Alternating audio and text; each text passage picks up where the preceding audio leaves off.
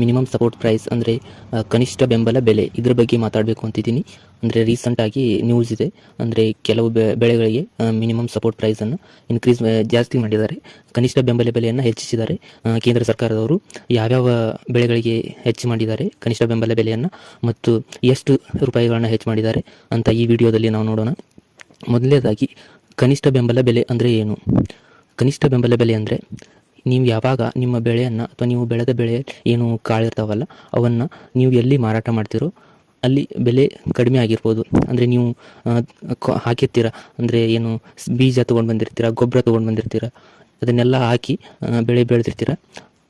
ಅದನ್ನೆಲ್ಲ ಹಾಕಿರೋ ಖರ್ಚಿಗಿಂತ ಮಾರ್ಕೆಟಲ್ಲಿ ಅದ್ರ ಖರ್ಚಿಗಿಂತ ಯಾವಾಗ ಕಡಿಮೆ ಬೆಲೆ ಇರುತ್ತಲ್ಲ, ಖರ್ಚಿಗಿಂತ ಕಡಿಮೆ ಬೆಲೆ ಅಂದರೆ ಮಾರ್ಕೆಟಲ್ಲಿ ಯಾವಾಗ ಬೆಲೆ ಅದಕ್ಕಿಂತ ಕಡಿಮೆ ಬರುತ್ತೆ. ಯಾಕಂದರೆ ಡಿಮಾಂಡ್ ಇರಲ್ಲ, ಬೇಡಿಕೆ ಇರಲ್ಲ. ಅಂದರೆ ಮಾರ್ಕೆಟ್ ವರ್ಕ್ ಆಗೋದು ಬೇಡಿಕೆ ಮತ್ತು